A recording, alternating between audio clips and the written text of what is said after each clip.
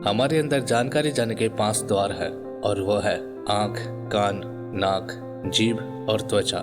इन्हें हम 5 इंद्रियों के नाम से भी जानते हैं। बहुत सारी गलत जानकारी भीतर जाने के कारण हमारा मन हमारे वश में नहीं है। अगर हम अपने मन को वश में करना चाहे तो हमें बहुत सारी सही जानकारी इस मन को देनी होगी।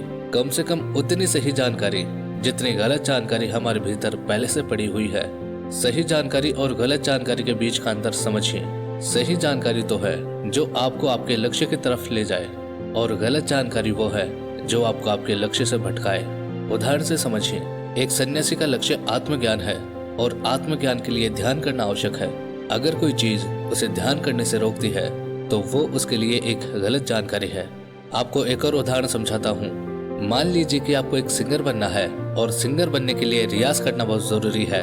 अगर कोई चीज आपको रियाज करने से रोक रही है तो वो आपके लिए एक गलत जानकारी है। तो दोस्तों, अपने मन को कंट्रोल करने के लिए आपके पास एक लक्ष्य का होना बहुत जरूरी है, क्योंकि अगर आप अपने मन को कहीं पर जाने से रोक दोगे तो उसे कहीं पर तो भेजना भी तो पड़ेगा।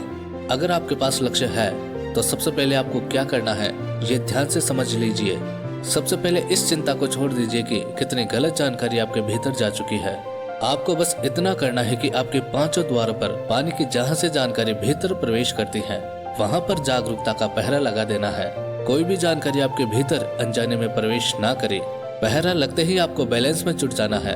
अब आप ये सोच रहे होंगे कि बैलेंस किस चीज का? बैलेंस आपको नकारात्मकता और सकारात्मकता के बीच में करना है। नकारात्मकता आपके भीतर पहले से ही मौजूद है, जब बस आपको सकारात्मकता को भरनी है। आपको एक बात जान लेनी चाहिए कि सकारात्मकता नकारात्मकता को मिटा देती है, जिस प्रकार रोशनी अंधेरे को मिटा देती है। ये तो बस कहने की बात है कि आपको बैलेंस करना है। सच तो यह है कि जब आप अपने भीतर सकारात्मकता भरने लगेंगे तो आपके अंदर की नकारात्मकता उसी समय मिटने लग जाएगी। दोनों के बीच का बैलेंस होने का तो अवसर ही नहीं आएगा। अब यहाँ पर प्रश्न ये बनता है कि सकारात्मकता कहाँ से लाए? तो इसके बहुत सारे तरीके हैं। पहला तरीका तो यह है कि आप अच्छे लोगों की संगत करिए और उन्हें ऑब्जर्व करके उनसे सीख सकते हैं। अब ऐसे लोग आपके पास हो भी सकते हैं या नहीं भी। आप इंटरनेट, बुक्स और वीडियोस के द्वारा इनकी संगत कर सकते हैं। उदाहरण के लिए, अगर आप बुद्ध की संगत करना चाहते हैं तो आप उनके ऊपर लिखी हुई किताबों को पढ़कर या ऑडियो टेप सुनकर उन्हें समझ सकते हैं। ध्यान रहे, हमेशा ऐसी चीजें पढ़ें, सुने और देखें जो आपके लक्ष्य से जुड़ी हुई हो। जब आप लगातार अपने भीतर अपने लक्ष्य से जुड़ी हुई जानकारी भेजते हैं तो ये चीजें आपके अंदर की नकारात्मक जानकारी को धोकर साफ करती है। अभी हमारा मन गलत जानकारी में उलझा हुआ है जो अनजाने में हमारे भीतर चली गई हुई है, जिसके कारण हम अक्सर कहते हैं कि हमारा मन हमारे वश में नहीं है और हमारा मन किसी भी काम में नहीं लगता है। हमें ये समझना चाहिए कि मन हमारा है, हम मन के नहीं है। वही सुनो जो आपके लक्ष्य से जुड़ा हुआ है, वही देखो जो आपके लक्ष्य से जुड़ा हुआ है, और वही पढ़ो जो आपके लक्ष्य से जुड़ा हुआ है, और वही कहो जो आपके लक्ष्य से जुड़ा हुआ है। मैं आपको एक उदाहरण देकर समझाता हूँ।